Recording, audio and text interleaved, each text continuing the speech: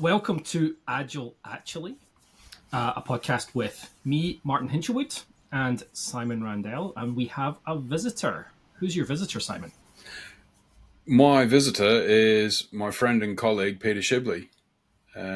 Pete's a polymath. He's done lots of stuff in an interesting and varied career, worked with people in all sorts of roles and activity, and he's currently helping a very large organization try and be agile with hardware and energy and lots of interesting space there. And Pete asked a question. I thought that's a great question. You should come on the podcast and chat about it. So at this point, I'll hand over to Pete and introduce yourself and set your stall out, sir. Okay, thank you. I've never been introduced as a polymath before. I feel like a bit of an imposter with that introduction.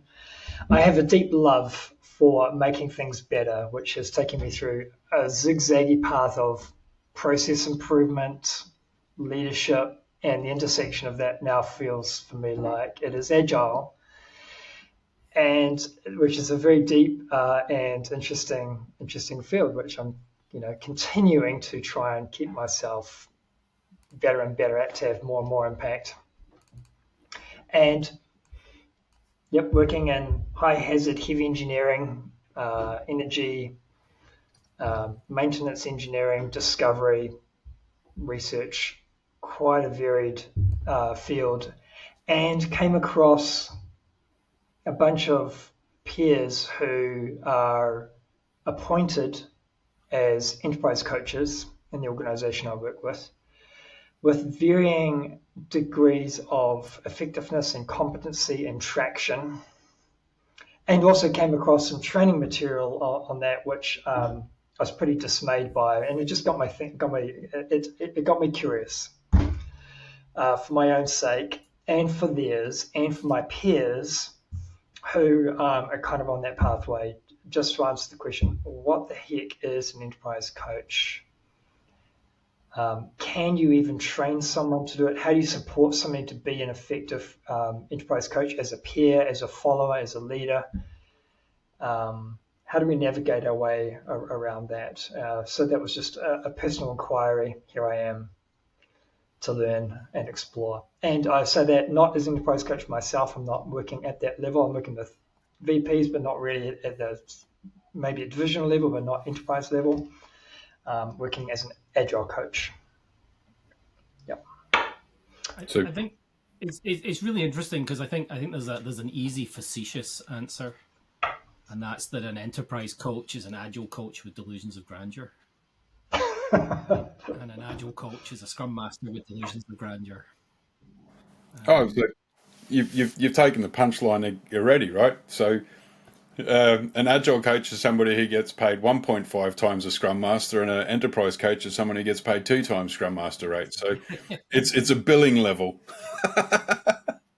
Yeah, I think that's largely true, because there is no regulation, there is no canon. Prescribed level of knowledge. There's no prescribed level of experience that you need in order to be called that. I've been working with some bigger customers recently, and I've seen people build as enterprise agile coaches, and I'm like, they look really young. And I look them up on LinkedIn. I'm like, holy crap! Like, there's not a lot of experience.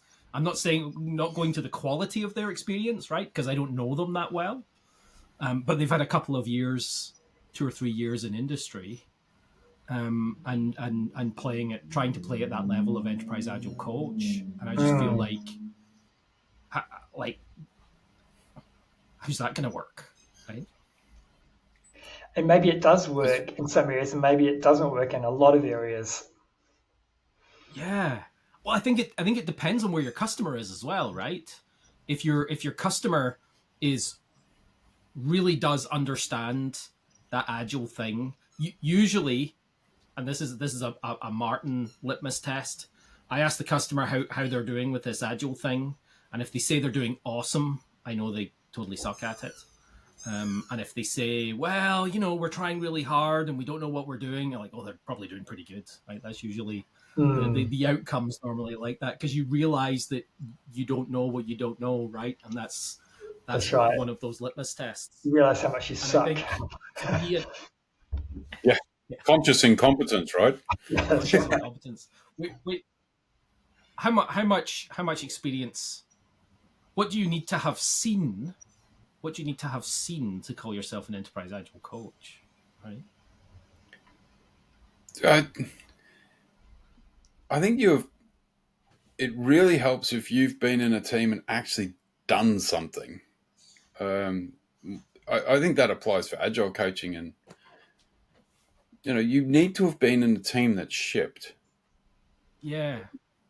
I also think if you're suggesting that you can coach folks at an enterprise level, that means you understand the impact of enterprise decisions, and you understand business. You can read a balance sheet. Yep. You can understand the significance of having to lay people off, of the really powerful and challenging space that enterprise leaders operate at. So, yeah, I just want to highlight one of the things that you both said at the start, which is there is no professional body that gives accreditation to coaching, whatever. And it's not the ICF. That's not who we're looking at. No, there's IC Agile does have an enterprise coaching path. Okay. And so IC Agile's got something like that. I know Scrum.org doesn't have anything in that space. I'm not aware that Scrum Alliance does. I don't think Pro Kanban does. I'm not sure whether the Lean Kanban University has anything in that space.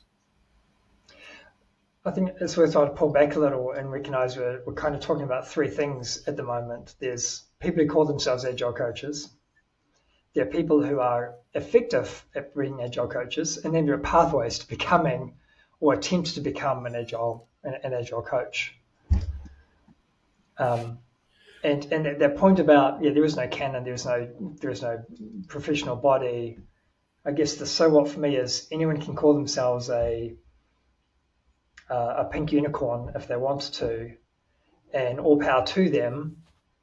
And who knows, they may even fake their way into success. But the lovely thing about the work that we do is it's empirical. And if you're in the trenches doing the work at whatever level you're working at,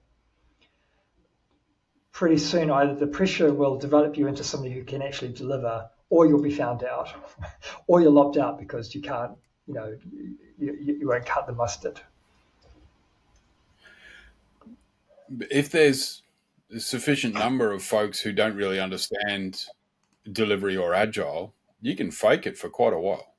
And I've seen a couple of different gigs. I've seen that where,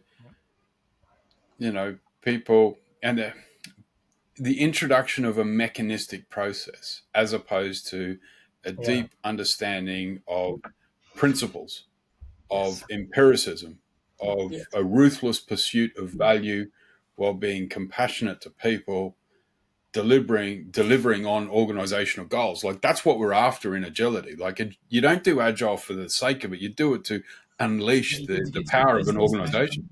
Yeah, you do it to get some business benefit. Yeah. I think this it's too easy to say, here's a practice, here's a tool, here's a technology, right? And I'm using technology really wide there. Like Scrum's a technology. It's really easy to just provide mechanisms because that's what the people at the customer often ask for. Just tell me how to solve my problem. Yeah. And the difficulty is that doesn't actually solve the problem, because me telling them how to solve the problem doesn't allow them to figure out how to solve any problem. That's just helping them solve this problem. So having that comfort and confidence, I think it's a fair degree of confidence to say, yeah, you're not looking at the question the right way around. Yeah. that's a gutsy move, right? Well, it doesn't. It actually doesn't. I don't think it goes down well in organizations because they hire people not as coaches but as experts, right? They're hiring you as an expert, therefore you as an expert should be able to tell me as a layman how to do this thing that I need to do.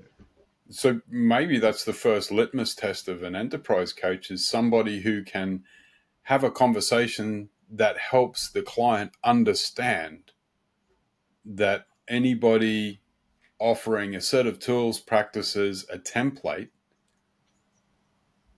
isn't really helping the organization address its challenges, because only the organization and people within it can understand the optimal path. And it's a voyage of discovery we can partner on, but I can't give you a prescription and fix you. Now, this isn't, come and see the Agile doctor and we prescribe, 3 scrums, 2 Kanbans, a safe and a Nexus, and you'll be Agile by Tuesday, But, yes, but yes, that's what sells, Simon.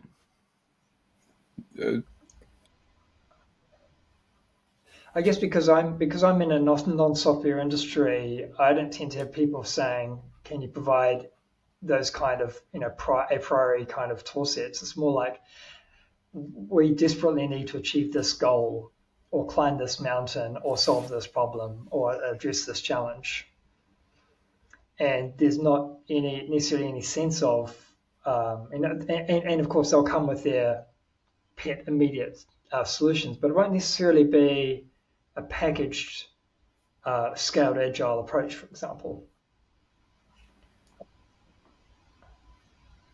So I think there's a thread worth teasing here, which is what do leaders at that enterprise level want, and what do they think Agile can provide, and how do we navigate our way through that and help educate and equip them to ask the right questions and want the right stuff. And maybe that's one of the skills of being an enterprise coach. I think the first thing is being invited to have the conversation with leadership. Yep. That in itself is a skill. 100%.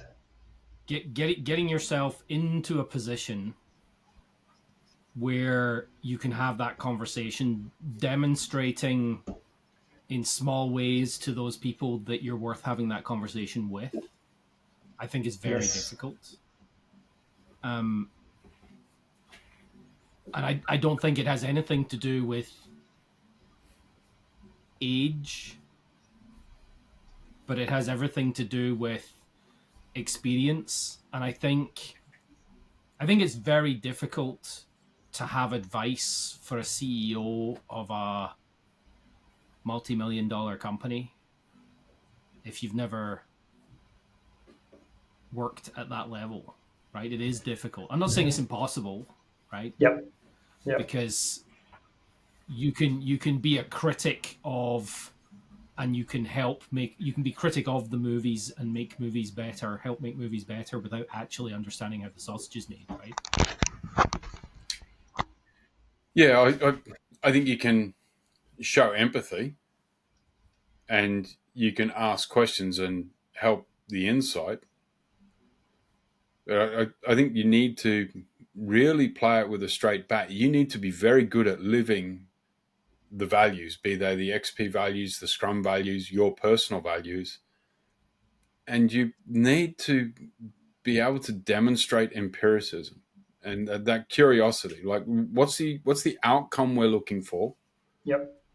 What's our first experiment towards achieving that outcome? And let's learn from that. Let's iterate. And being able to help frame the experiments in the organization to be able to nudge your way towards the outcome. And by the way, that outcome-focused thinking and inquiry and support isn't that common, even at CEO level. So even asking the right questions, going, what does nirvana look like? What are the traps you want to avoid along the way? What would wild success look like? what the first immediate win, just asking those thoughtful, curious questions, and with that business savvy behind it and that outcome focus, even that alone is probably a breath of fresh air for a lot of people. Second nature for some, and almost unconsciously, instinctive for others. But yeah. Like a lot of good rubrics, it's a thought process, right? And practicing it and using it more will help you get there. Mm-hmm. What does good look like, and how will you know you've got it? Yep. Like if you don't know what good champagne tastes like, how are you going to know when you're drinking good champagne? Is there good so champagne? You could say, oh yes. So Martin's as just well baiting me in my life. Well, we know Australian champagne is that kind of brown coloured stuff, right? That's all fine. So Just perception on the side, doesn't it?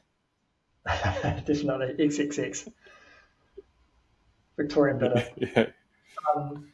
So there are probably some kind of core skills that you get some core capabilities you could break out with regard to how do you connect with senior leaders, the credibility questions.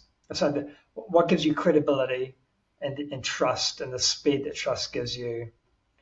What gives you the ability to understand and truly get in really deep to what they really want when they probably don't necessarily even know themselves immediately what they really want, and then artfully create a pathway, whether that's Voyager discovery or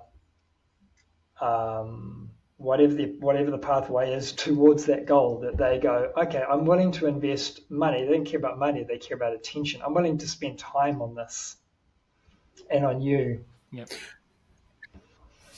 That is an indicator you have made a connection, because most very senior leaders it is easier for them to offer time, other people's time, money, other things to help you succeed. Their time is at such a premium. Yeah. And the organization you're working with, Pete, it's a global multinational. And these folks are generally working 16 hours a day. Yes. They're really practicing the Stoic principles of getting up at 5. They do exercise, meditation, focus on their day, and they're great leaders. And having worked with Pete at the organization he's in, their leadership development program is one of the best in the world that I've ever seen. It's just phenomenal the way they craft and grow their leadership teams. Beautiful, exemplary. Right. And when they turn up to you, then you are working on something that really matters to them. Oh yes. Yeah. And you need to build that trusted advisor relationship. Yeah. To grow that trust. Yeah. And you will be offered some trust or credibility because somebody's offered you up there. But after that, it's up to you to keep growing it. Yeah. I'm also getting a sense too that there's kind of different fields in which any agilist, whether it's Scrum Master, Kanban Master, Agile Coach, Enterprise Coach can play. And that is one where there's an existing agreement, understanding, and demand for agile approaches, and then one where it's completely new and like where it's completely foreign, And for the organization I'm in now, there's a pretty good understanding up to VP level, but then above that, there is a kind of perception that agile is something that is maybe useful if done well at the kind of regional level and down. But when we're working at our kind of strategic important stuff, then we don't need that. And they literally just have not been exposed to the potential benefits. And I think and maybe there's a distinction called senior enterprise coach, or I don't know, a commando agile coach. Somebody who could actually go in and go, okay, let me show you how this could make your life so much easier, better, clearer, simpler, give you more traction, more visibility, and so on, in a way that has them get it and want it, and then show them how they can demand it, support it, enable it. Isn't that the famous Churchill quote? Just sorry to cut you off there, Pete. It's just the art of diplomacy is being able to tell someone to go to hell in such a way that they look forward to the journey. Winston Churchill. And Yes. it's a key, like your ability to help put the breadcrumbs down and help people see a path forward without Yeah. being overly pushy, without being smarmy, being comfortable in your own skin at going, hey, have you heard about this? Here's a couple of ideas. What about we run an experiment? Yes. And being able to build that collaborative approach, I think, is absolutely critical. And being humbly curious and like, oh, have you heard about this? You know, what's your concern? And it's almost using that street epistemology technique of how would you rate this out of 10? What evidence would you need to change your mind? And just walk them through the thinking process. Brilliant. Yes, there's Because something about there being might able to lay the attractive half that I'm taking from what you're saying, Simon. Yeah. Being able to paint the picture, being able to show what's possible.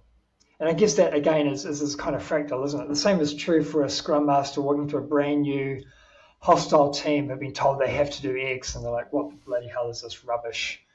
And, and to which he can say, well, it probably is rubbish, but let's have a look and see what's frustrating the hell out of you that we might be able to solve anyway, for example. Yeah, it's a similar thing, but at a team level, it's your work, and it affects you and your immediate peers. When we're working at enterprise level, depending upon the size of your organization, we're starting the number of zeros that are hanging off your decision grow considerably. Yeah, it's quite easy to deal with a problem that might affect the team's output. So you might be burning through 100K of investment for that team's sprint. But if you start looking at a very large organization and you misjudge something, you could do a Nokia. Do you want to do a 4 billion mistake? I'm not sure my professional liability's got that sort of cover. Yeah. But it's I was just talking about that today with a team that your ability to pivot is not like precluded by the level that you're playing at, right? If you're playing at the product owner level for a small team working on a small product, perhaps your pivotability, throwaway money might be, I don't know, a few tens of thousands of pounds, right? You're going to make a pivot decision and we'll lose that money and we'll move on to something else and make more. But when you're playing at that CEO of Microsoft level, $8 billion, while a pivot and a holy crap level of money for us is not necessarily a holy crap level of money for Microsoft. It's like that's a bit painful, but right, we can move on from that. And I think that's where it becomes scary for those of us. I got asked once. I've got a concrete example. This was before I started, I guess, working at a little bit of a higher level. I was a DevOps consultant, and I was pulled in to work with an organization in the US, and I was working with that group for a week, and I was saying that I got a discussion with the CEO, and I was saying to the CEO that moving towards agility is a whole different state, and all of the things that you need to say. And he said, well, we've just come off a really big reorganization of the whole org. They'd reorged into departments with coding and testing and all that kind of stuff, testing department. And he said, was that wrong? And do I need to completely redo it? And because I was much earlier in my career, I was too afraid to give him the real answer. And I didn't give him the real answer. I gave him the, well, you know, you can work with what you've got and you can figure out blah, blah, blah, blah, blah. But I really regret not just saying, yes. You messed this up. You made a choice. It was the wrong choice, went in the wrong direction. Take the hit now, pivot, redo it, and move forward from there. But I think I was too wet behind the ears, probably the expression, to be able to stand behind that call. Like, how much do I believe it's the right thing? People's employment and perhaps lives hang in the balance for those sorts of decisions, right? How much do you trust you're working at that level, right? Yeah, but that's what I mean. That's when you're not working at that level and you're asked to advise at that level, it's quite scary topics that you're talking about. Yeah, it's big stuff. Impacts. But it's probably the equivalent of you're used to playing Sunday football, going in with your mates and mucking around, and all of a sudden you run out into a Premier League football match into Old Trafford. You know, and there you are surrounded by 100,000 people cheering or booing. Pass you the ball that expect you to do something with it, right? Well, yeah, it's like, you're good, do your thing. It's like you have to take a deep breath and go, yeah, I got this. So I actually didn't think. I don't think I was really ready to have that conversation. I get it, totally. Anyway, but you learn from it. But I learned from it, and I do regret that decision not to just lay it out. Comfort working with senior people is the theme that we've got here. You need to have confidence, and I think this is where we need some support from someone else, so that we don't be if you're overconfident, it could crush you, right? Yep. Yeah, under or overconfident, both are enemies, right? Because the overconfident people say, "Oh, you should do X," because they read it in a book last week, and most smart business owners won't necessarily trust that. But you know, it might. Who knows? It might where it might nudge them. Depends on the level of charisma of the person. There's people out there that just portray confidence in the things that they're saying, and people read that and listen to them. That's right. Even though they're talking out their butthole. Yes. So a good amount of charisma, you know. It's the old Dungeons and Dragons thing. Yeah, roll against your charisma. We'll see if you persuade them. Oh, look, I got a 99 critical hit. Yeah, they're doing anything I say. I actually think there's a hidden skill here which works at every level. Again, a lot of the stuff so far seems very fractal, and I'd love to dig in soon as to what's specifically unique about EC versus AC versus SM. But the hidden skill is, I think, how do you inoculate people against the BS and the dysfunctions and so on? Like, how do you ask people? How do you say, here are the things you should be looking out for, or asking for, or seeing, or that this should give you. And if you're not getting those things, if you're not getting value, whatever those things are, then something's a bit off. When you were talking about that, I actually thought of something that is, I think, slightly different or a different level, but I think for the same purpose. Yes. So there's there's a US Department of Defense Agile BS detection guide. Yes. Detecting Agile BS. Yes. That its purpose wasn't, I love it, right? But its purpose wasn't for us.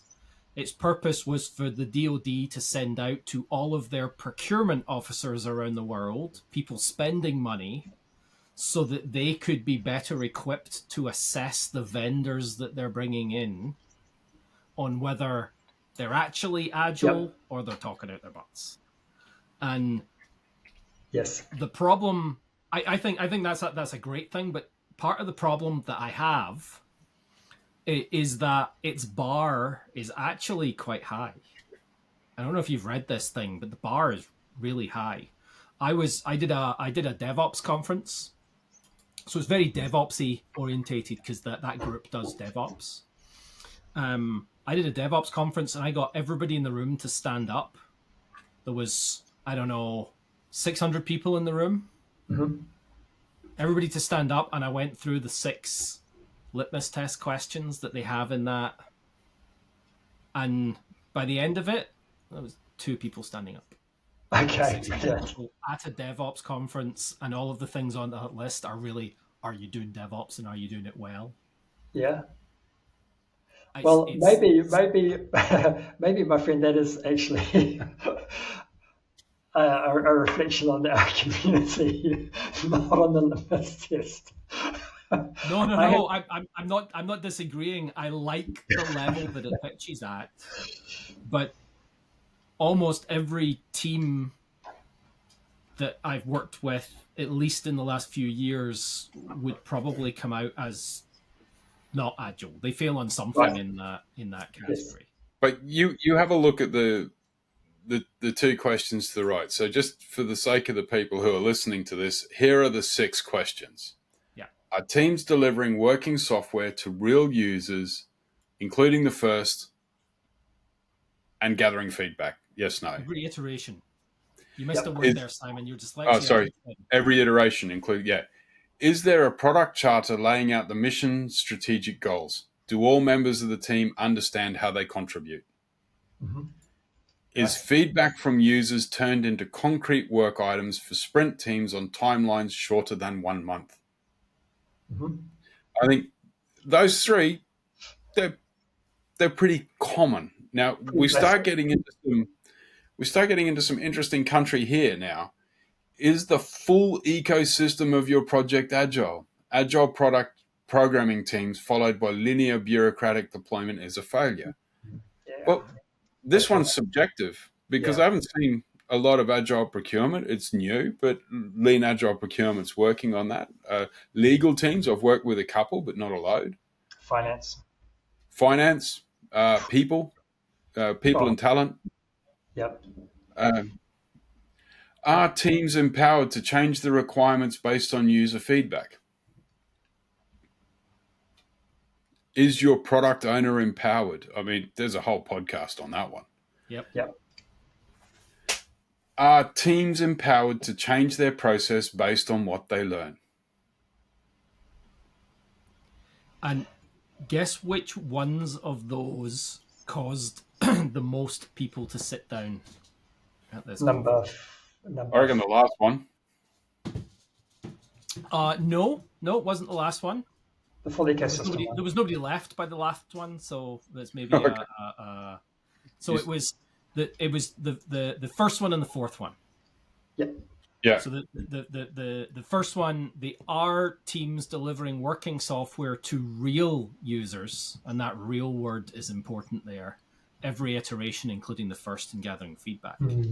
How many teams do you know that get a brand new product and at the end of sprint 1, they've got something they can give to whoever their customer is?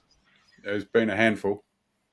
Right? But it's possible. It is absolutely possible to do it. If that is your focus for that sprint, it is absolutely possible to do it.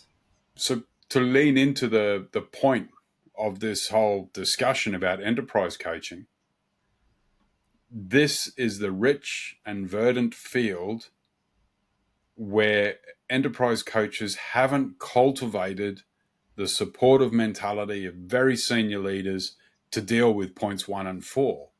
Yep. Because if we're thinking true business agility, those leaders should be creating the systems and environments that enable their teams to deliver and encouraging them to do that, of putting things in a value stream aligned way or whatever way. I don't care how they're structured, but can you ship? Yeah. So maybe I've just had a bit of a light bulb moment here because I've been thinking about this topic pretty intensely for the last few weeks, which is what's the one thing that an enterprise coach provides? Is it seeing and solving or helping solve those system level impediments to value delivery, whether that's points 1, 4, whatever they are across the whole spectrum. It's like, okay, because our ultimate currency, or like our core heart of hearts, is delivering value, right? Sustainably and in the future, in the face of changing environments. So, is it a bad idea to say that the core purpose of an enterprise coach is unlock and enable impediments at the enterprise level? Not even impediments, just like make it all work, like line up all the jigsaw puzzles, the lines, the flows, and so on. But is it? I would suggest it is supporting and enabling the leaders to do that. Yes. Because you're an enterprise consultant if you're doing the work. Leaders and the environment, I would say. And Martin's got something he wants to say too. Yeah, but you're helping the leaders do the work. You're not doing the work. Yeah. You're doing a bit of the work. And this is the blurry line. This is the whole, like Martin and I had a long conversation about too many agile coaches just ask questions and don't get there, roll their sleeves up, get stuck in and do some consulting, some mentoring, some facilitating. It's just an overuse of one stance of the 8 that Stephanie and I created when we wrote our book. Now, you'll be consulting, facilitating, mentoring, coaching, doing work, but helping the environment change to sustain and support constant, continuous delivery and feedback loops in the organization. Metrics is key. Having a really disciplined approach to metrics. And that's where I have a phrase that I like to describe what it is that we need to do. And that's provoke change. And I think that's actually why I like this Agile BS litmus testy things, right? Is that it people look at it and don't see themselves in it. And then they have to ask themselves, why don't I see myself? If this is that litmus test, right, or a litmus test, why aren't we able, we want to be agile, why aren't we able to meet this? And as an enterprise coach, there's a little bit of that stance needed that you're not going to do the work, right? This is the not doing the work part, although you might on occasion roll your sleeves up and help get stuff done. But how do you provoke change at that level? And it can be a lot harder than just coaching people and helping people, because I feel like the word provoke is a lot more, it's stronger than that, right? I remember a time I worked on an engagement that we got Ken in for a conversation on this, and get Ken Schwaber, Peter, and we got him in on a call, video call with the leadership team at the organization. Yep. And this was the thing that provoked the biggest change in that organization. Is Ken got on this call with them, and he's like, "Awesome, great to meet you. I'd like to find out more about what it is you're doing and where you're going. Can you describe what your organization is and where it's going? What are you trying to achieve? What's your goals? What are your objectives?" And this leadership team did not have an answer for any of those questions. And he just did a toys out of the pram moment and said, well, what are you doing wasting my time? I'm here to help you, and you don't even have a plan for what it is you want to do. How can I help you go in a direction if If you you don't don't have even a know where direction. you're going? And effectively, berated them a little bit and then hung up. Hmm. And although that made them very angry initially, they were provoked, right? But they were also provoked into thinking about it and thinking about, why don't we have those things? What is Yeah. it that's stopping us having those things? And once they get over, what's the? It's not 5 stages of grief. There's a rejection of the idea, Yeah. right? Oh, You the, reject it, the Satir change model. Yeah. yeah. And But they came round to that and they did something differently. Great. I love that. I think that's stylistic. I really think it is down to Okay. style, and I think that appeals to you, Martin, because you're a cantankerous Scotsman, Yep. and you like shirt fronting people from time to time and just going, "I see you, Jimmy." I'm Uh, not sure that's I'm offended, Simon. I'm offended. Excellent. I find it offensive. You finding it offensive. I finding it offensive. Whatever. All right. So basically, it's a stylistic thing. I think you and I have that tendency to go at it like a bull at a gate and just Yeah, bang, head sure. on. Um, Yeah, I, that's just a how, not a what question. The what is spot on, right? I think the what's there. So I think whether you inspire it, provoke it, promote it, or catalyze it, you are a change agent. And I Mhm. think that's the epiphany I had as you're telling that story. Yes. You help the organization appreciate the need for change and then look for some steps to change. And Yes. then this is where you flip into an enterprise coaching role. In a good coaching discussion, you will help people realize that there's an action they're going to take, and then you help them by being an accountability partner. You're going to do what by when? How can I help you check in with that? Are you going to, are you going to let me know? How are we going to know that that's done?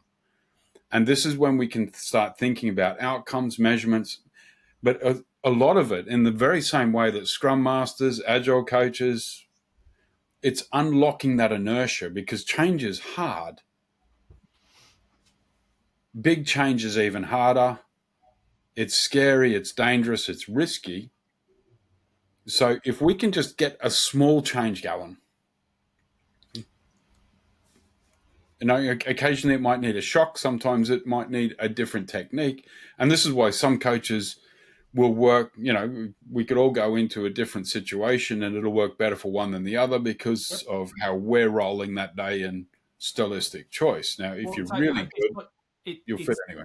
there has to be has to fit together, right? The Yeah. customer and the coach has to have to fit together. If there's Yeah. a lot of friction there, then it's just not going to work out. So I have a question for you both now, which is what I'm hearing is there's two very strong arguments for change leadership, provoking change, enabling, unlocking, catalyzing, and then also there is harnessing the value, harnessing, capitalizing on the agile values, principles, and practices. Like they're not there to be nice. They're there because if you do them well, you can get times 3, times 10 results, right? So there's. I imagine you could be an incredibly effective change leader without doing any, without harnessing any of those principles. Although you may well by stealth or accidentally or whatever. But if you're going to call ourselves an enterprise agile coach, there must be some intersection of those two. And is it just an intersection or not? What does that look like? I love the fact that you took it back to values, Pete, Yeah. because if the people you're coaching don't appreciate that they need to model the values and use the Scrum values, the XP values in how they interact with other people, that it's all about building that trust and creating an environment of learning, of empiricism, I don't think you're really honoring the agile bit of the title. I'm not even sure if honoring is the right word. I think it really is for me, like as strong as that word provoking is for marketing, harnessing. Or another word I've come across in the area of in the area of values is enabling. Yep. So we don't put our attention on maximizing and optimizing for understanding and working with interactions and individuals over processes and tools because we want to be nice people necessarily. We might be, but that's by the by. We do that because we know that when you do that, you tend to be more successful. You tend to get more better results, right? That's the real Yep. reason. It's the only real reason, really. And I mean, all the goodness is a lovely side effect, kind of a processional side effect from that. But the real reason is if you do that, you're going to be more successful. Um, so really, so I guess just deepening my question a bit is, to what degree do you need to really be introducing and helping people understand and harness and capitalize on and apply and benefit from the values, the principles, the practices, in order for it to legitimately be an enterprise agile coach versus just an enterprise coach or an enterprise change leader? Or is this a completely weird and unhelpful rabbit hole that I've gone down? No, I think it's a key distinction because you have a lot of leadership coaches, and they're really good. They're great at doing their stuff. I'm not diminishing that at all. You're looking at systemic or organizational support of agility. And while you were setting that up, there was like a beacon going off in my head. There's another one now. You know the Simpsons cartoon where Homer Simpson's thinking and it's just the monkey clapping the cymbals, doing loops in Homer's head? That was going off in my head when you started talking about the principles, the manifesto for agile software development. There, you are not naive as an enterprise coach. You don't believe it's all the left and none of the right. You understand that each one of those is a slider that the enterprise is going to make a choice on. Yep. And you will have that discussion about where are you going to put the slider? Because as much as you might want it, the world is not ready for holacracy at global multinational level. It just doesn't work in some risk critical industries. It's just naive. So when we're promoting this change, we're building in that in a non-naive manner, living the values, helping the system, enabling the business. And as I think about it, whenever I've seen scaled attempts fail, it's usually because they've gone for a one size fits all, follow the process, here's our program plan.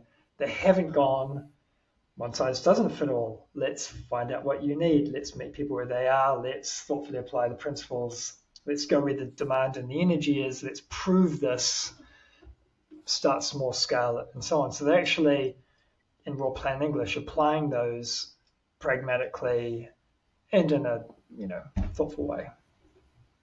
Yeah, and you've got the guts to actually do that. You've got the guts to say, look, if you really want your big organization to be agile, well, first of all, any scaling framework applied out of the box is not going to work. So I'll tell you that for nothing.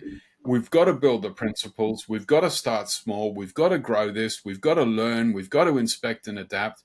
We need to think about heterogeneity. We need to think about how we're going to work with predictable and agile because both are going to exist. Yep. We need to think about support structures. We need to be thinking about a learning culture. This is big. This is messy. This is hard. Do you want help with this? I'll partner with you, but this is going to be tricky. Depending upon the size of your organization, we're talking about a 3 to 5 to 8 year journey. This isn't like one and done by Christmas. Otherwise you're going to end up in World War I trench warfare in minutes. And I've seen it loads of times. Sorry, the biggest difficulty in adopting, moving to Agile for large organizations is the failure to realize I guess. I'm maybe passing blame in the way I'm phrasing that. I'm not intending to, but failure to realize that it's not about rules. That anytime you create a set of rules, a process that people must follow, you're inhibiting agility, not enabling it. Yeah, that's a brilliant point. So it needs to be principles based, right? It has to be principles based. Yep, absolutely has to be principles based.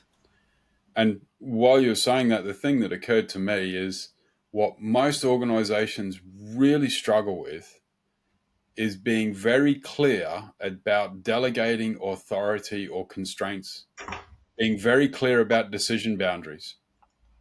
Now, if we can get that cascade of authority to work, then people know the remit. They know their elbow room, and they're free to be empowered because they know at what point they need to go and talk to someone else, or when I'm starting to touch on someone else's stuff, I need to go and talk. So if we can define those decision boundaries and help from a very senior leadership cascade decision authority through our organizations, then we enable empowerment. Because people know the triggers at which they need to then escalate, communicate, move around. Apart from that, hey, this is mine. I get to choose. Well, we're touching on intent-based leadership, right? I think whether it's intent-based leadership or various styles, situational leadership applies the same principles. If you do not understand your boundaries, you cannot execute effectively. Leadership is a service. Yeah. But it's, if you're asking people to do any work, and it becomes even more important if it's safety critical or risk critical work, there needs to be some very clear boundaries about in what situations they can do certain things. Yeah, that's right. Here, your decision right boundaries. Anything inside this box, do what you want, as long as it fills the mission. Anything outside of here, come and ask me. Anything outside of this, never do it.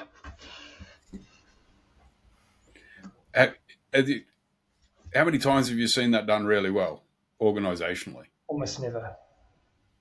Very well in the military, incredibly well in the military. Like, there's just like bread and butter for them, almost nowhere else. And if we pick that up, and this is why I think the works of Stanley McChrystal, the works of Jocko Willink and Leif Babich, the whole team of teams and then extreme ownership, dichotomy of leadership, I think that people go, oh, yeah, it'd be great if we could do that. But underpinning that discipline is a clear understanding of constraints and boundaries. And that process discipline within constraints enables completely autonomous, empowered teams. Yep. So I think that's the message that a lot of people don't pick up out of that, is delegated boundaries is bread and butter. And maybe that's something that could be highlighted a bit more. The old SMEAC, right? Yes.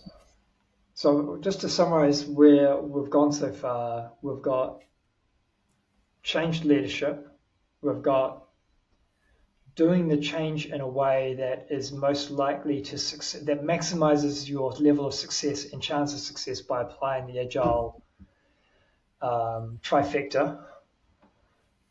And we've got really, and we've also got leadership as a kind of a big third of how do you help the leadership both benefit from and apply and support agile. Again, that's very fractal. It kind of works at every level. Yeah. How do you help them benefit from it, understand it, support it?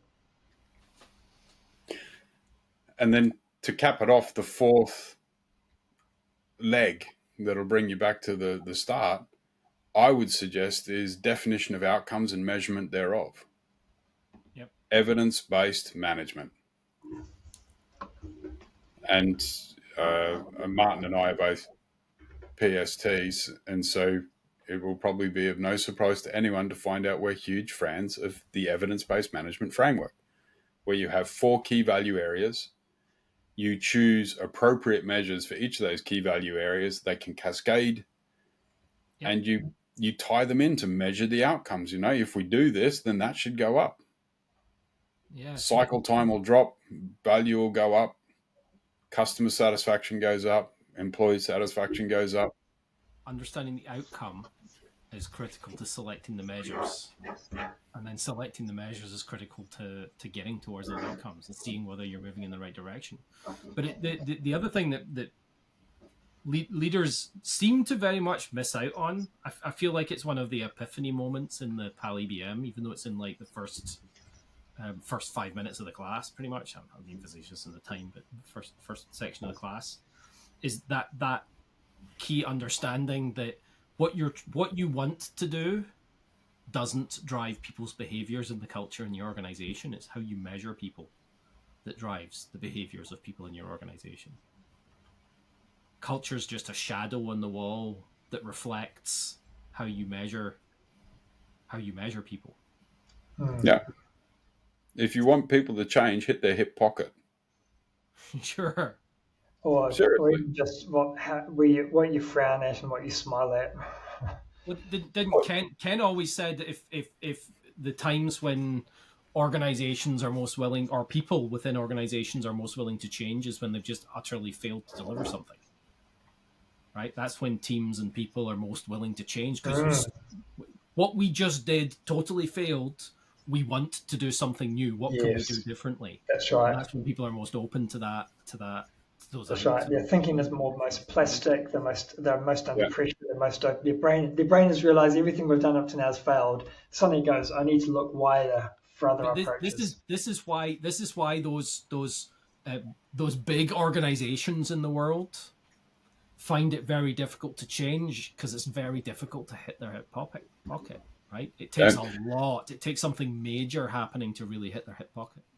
And in Dave McCraney's book, How Minds Change, he highlights the work that, I forget the scientist that did this. Surprise is a key technique for helping people to reassess their world views and challenge their beliefs. And I think COVID-19 was probably one of the most impactful things to happen in the last 50 years, really, because it sent that shock, that surprise through businesses, through people, and unlocked a lot of people to be able to change. Yep. Because inertia means the resistance to change and direction. So if you're not moving, inertia means you don't want to move. If you are moving, inertia means changing your direction or stopping. So, yep. So I'm drawing myself a little kind of cartoony kind of mind map of what I've talked about here so far. So we've got creating the compelling desired outcomes. We've got having a starting point, because you've got the credibility and connection to even have that outcome conversation. We've got the pathway to get there, which is kind of a squiggly line because we're navigating our ways. Avoid your discovery. It's not a program that you can predict, because who knows what's there. There's doing it via the leaders, because they're the people who will lead the organization.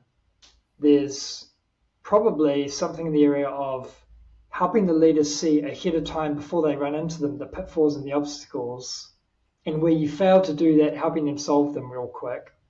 And then the measures along the way to help them see progress, which is a very kind of galvanizing thing. I watched a great Netflix miniseries, Live to 100, The Blue Zone, which is a really neat case study on changed leadership.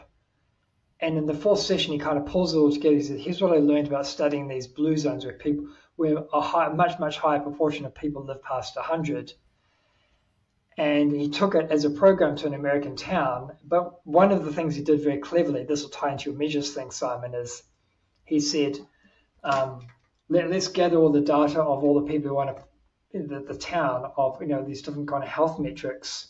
And we're going to aim to lift everyone's life expectancy by 2 years.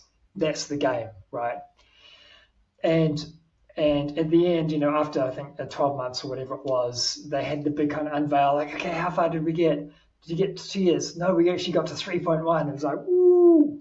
And, but, it's interesting, even something as arguable and amorphous and fuzzy as that, because they just came up with, who knows what framework or they came up with. They came up with something, and they said, here's a good enough, probably imperfect thing. That's the measure we're going to use. That's the game we're going to play. In this kind of made up game, and everyone just went for it, and it was incredibly galvanizing. That all models, all measures, they're abstractions of the complexity of real life. There's a simplification in some way, and so it's providing. It's a tangible token to help our simple brains catch hold of something to motivate us to try. So it's going to be a snapshot of one dimension or one facet. Yes. Of a very complex macrocosm. But we need that. We need a toehold, right? Yes. So what I'm taking from this picture is a kind of an answer to my first question, which is, well, I had 2 questions. What's unique and distinct about an enterprise coach versus it just being a super agile coach, right? And then how do you train it? And my answer so far, and I'd love to hear what you think I've got wrong with this or what you'd add to it, is what's distinct is all of those components which we just talked about, which help an organization go on that journey. And I think that is distinct from what an agile coach does with a team or a set of teams, for example. Although arguably somebody might say, Pete, it's just the same thing on a bigger scale.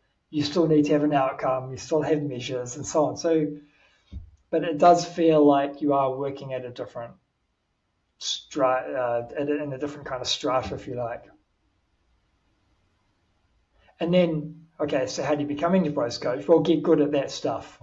Become a leader yourself. Navigate business, understand business, understand measures, help and screw it up enough times so you get that instinctive, understanding of what the failure modes are. It'd be really good if you had some success as well. I like getting coached by people who are actually, okay, you've done it wrong a few times, you've screwed the pitch a few times. That's okay. That's success, Simon. You'll have lots of failures. No, but yeah, it'd be good if you been able to say success, right? Yes, right. No, I've been able to say I've been in your shoes, and they went from doing 100x to 1200x. Like, would you like, and I can't promise you'll do the same because, you'll be in a different situation, but it is possible. Some dramatic lift is possible, and we have no clue yet what it is, but we know one thing we do know for sure is that there's so much hidden waste and there's so much upside that we're not tapping into. Yeah. We can make the numbers, we can really deliver a change in the numbers. Yeah. Provided you engage. Yep. Yes. And if you really want it too, because I don't think I've discovered this, not everyone really wants it. Weirdly enough, I don't get it still, but I've come to accept not everyone wants, a big lift in performance results. A lot of people are just quite comfy. And that's one of the things you got to get real clear on it straight away as a coach at any level. So there's something you just what you said. There's one aspect that I would like all enterprise coaches to have, and that's ethics, to have a credible moral compass. And that means being able to fire a client, because there was one client I was working with and they said, we don't want you to run this event anymore. It was a Nexus daily scrum where multiple teams coming in, and I just mentioned something and they said, we didn't want you to talk about that. There's no need for the teams to know that. We don't want you running these events anymore. I said, well, what do you want? Do you want to get rid of me? That's okay if I'm not a good fit. No, we want to keep you on because it's important that we've got an agile coach of your caliber. And I'm like, oh, so I'm agile window dressing. Yeah. And then I use Ken's line of like, you're wasting your money and my time, right? Yeah. And so having exit criteria Yep. and being comfortable exiting an engagement. And with my current client, we've agreed the exit criteria. Like, I don't want to be there forever. I want them to build a sustainable culture and Yep. model. What's your And so definition? once I get them there, that's it. Like, that's cool. If you want me to come back and do a health check or discuss other things, and that's fine. But this is the boundaries. This is, if I can get you here, we're good. And I think having that ethical thing is really important. I think it's a lot harder if you work for some of these really big organizations where you're so pushed on upselling, getting more people in, billing days, all of that business stuff, that really hard business stuff. And that then brings me to another point that we haven't mentioned, being able to work well with other companies. Because if you work at enterprise level, there will be multiple partners in there. Yeah. And Yep. some of that partner politics is absolutely vicious because they're all hunting for a bigger slice of the pie and what have you. So you got to figure out a mechanism to be able to play that game as well. That's enterprise coach stuff because there's a bit of engagement management in there. Yep. Well, I think I've got some notes here as well. And I think if we were to, I guess we're never going to end this conversation, right? It's a continuous conversation because it doesn't have a conclusion. There's no authority to give us a conclusion. But we talked about tools not helping, right? They might help, but that it's not. Tools aren't the point. And Agile itself isn't the point as well. You need to focus on the outcome that you're trying to achieve. Measure that outcome. Simon mentioned EBM as a method of figuring out those measures and creating them. And you need to, what were the phrases? I wrote them down: provoke, enable, inspire, catalyze change within an organization. And you need to be able to hold the people inside of the organization accountable for the things that they agree to do. But you also need clear exit criteria. You need a clear definition of done that says this is when I'm finished in general working on this engagement. This is what it looks like, hopefully with some measures, right? So you can measure and get there. And the things that we create inside of the organization need to be principles based rather than rules based. Rules being the antithesis of Agile. And having I actually can't read my writing there. I've got clear something. It was something Simon said. It was quite important, so I wrote it down, but I can't read my writing. But one of the core ideas was all of these things that I'm talking about here enable us to gain credibility as an enterprise coach, credibility at talking with, and I'm saying with organizations, right? But it's people in the organizations. And being invited into those conversations to enable and provoke that change within organizations. Being trusted, becoming trusted within those organizations is how you become an enterprise agile coach. Does that sound reasonable? Beautiful. I'm not sure it was beautiful, but it was definitely a It was a thing of beauty. While you're talking about all that, one of the questions that was raised at the start is how do you become an EC? I think if you haven't noticed, I'm a bit Star Wars obsessed. I like the the Padawan model, right? So it's Padawan Jedi Master.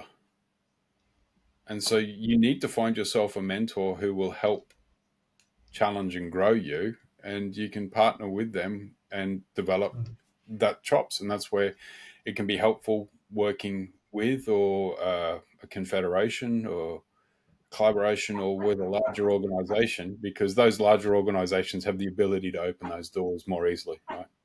If you're working for a mega consultancy, it's going to be much easier to get into those exec doors than if you're with a smaller org. But, build the skills, find a mentor, crack on. But don't be a Sith, right, Simon? It depends. That's an ethical choice, right? Right, but that we were talking about ethics earlier as well. So I would suggest if you're living the Scrum values, you can only be a Jedi. I think we're done with that analogy. Nice. But yes, speaking from personal experience, having a very strong. So I guess having a very strong mentor. Listening to this episode of Agile Actually. Thank you very much for joining us, Pete. Really appreciate your thoughts. And my pleasure. I learned so much. Thank you.